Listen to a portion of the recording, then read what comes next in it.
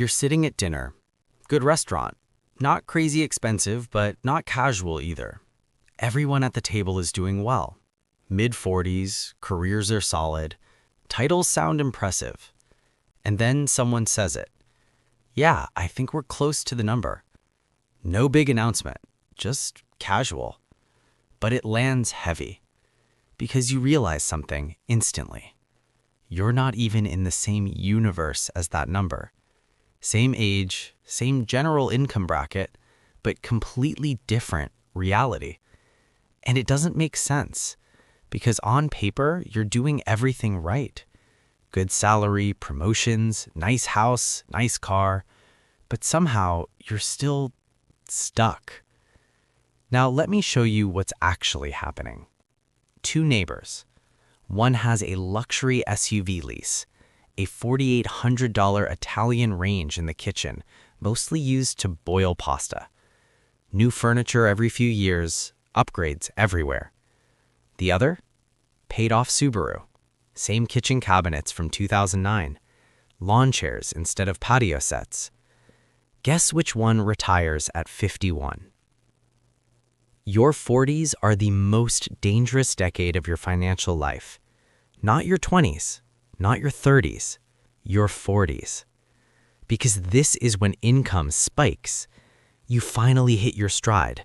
Salary doubles, maybe triples. And what do most people do? They upgrade. Immediately. Bigger house, better car, better vacations, better everything. It feels logical, even deserved. But here's the problem. You don't just upgrade your lifestyle. You upgrade your obligations. And that's where the trap snaps shut. This is what people call golden handcuffs. High income paired with high expenses. You look successful, but you've lost flexibility. You can't quit. You can't take risks. You can't downshift because every dollar you earn is already spoken for. Your lifestyle owns you. And it gets worse because of something called the hedonic treadmill. Every upgrade feels incredible for about 90 days. Then it becomes normal, invisible. That new car, just your car. That upgraded kitchen, just your kitchen. And suddenly, you need another upgrade to feel the same thing again. So you run faster, but you go nowhere. Let's make this concrete. Two people, same age, 42, same income, $90,000. Sarah decides to do something unusual. She keeps living like she earns $50,000. Quiet apartment, modest car, no constant upgrades. She saves and invests $40,000 every year. Not flashy, not exciting, but consistent. Mike, on the other hand, does what most people do. He upgrades. Bigger house, BMW, lifestyle that matches his income. He's not reckless, just normal. Fast forward 10 years. Sarah is 52. Her investments? They're now generating around $50,000 a year. Passive. Her original living cost fully covered. She's free. Mike? Still working, still earning, still dependent on every paycheck. Because his expenses grew with his income, but his freedom didn't. Here's where people underestimate the damage. Every expense has two price tags, the one you see and the one you don't. Let's say you upgrade your car.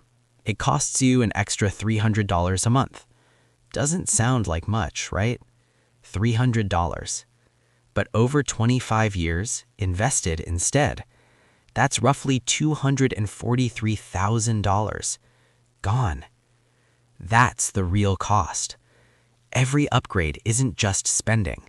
It's selling your future freedom. There are two ways people spend money: identity spending and wealth immunity. Identity spending is simple. You buy things that signal who you are: status, success, taste. But here's the uncomfortable question. If nobody could see it, would you still buy it? That watch, that car, that upgraded kitchen. If it were completely invisible, would you still pay for it? Most people wouldn't, and that's the point. Wealth immunity is different. It's the ability to ignore upgrades even when you can afford them, not because you're cheap, but because you understand the trade. You're not buying things, you're buying options. Shift how you think about money. Most people chase a lifestyle, but what you should be building is a floor. Your floor number is simple: the minimum annual amount you need to live comfortably. Not impressively, not luxuriously, comfortably. Now apply the 4% rule. Multiply that by 25. That's your freedom number. If your floor is $40,000 a year, you need about $1 million invested. That's it. Not 5 million, not 10 million. Just enough to cover your life. Because once your floor is covered, everything changes. You stop fearing emergencies because you've built a financial circuit breaker. Job loss? Inconvenience. Unexpected expense? Manageable. You're no longer fragile. You're stable. And that stability is power. This is where stealth wealth comes in. You don't look rich. You don't perform wealth. You don't signal success. But underneath, your net worth is compounding, quietly, relentlessly. You're the neighbor with the paid-off Subaru, the old cabinets, the underwhelming lifestyle, and the early exit. Here's what wealth actually feels like. Not the car, not the house, not the upgrades. It feels like this. You wake up and realize, if you lost your job tomorrow, nothing breaks. Your life continues. Your survival is already funded. That's the freedom horizon. And most people never reach it because they spent their peak earning years trying to look rich instead of becoming it. So here's where you start. Today, do a subscription purge. Go through everything: streaming, apps, memberships, all the silent drains. Cut anything you don't actively use. Then apply the replacement test. If something still works, don't replace it yet. Every time you don't upgrade, you're buying back your future. Because the goal isn't to live like you're broke forever. It's to live like you're broke just long enough to never have to worry about money again.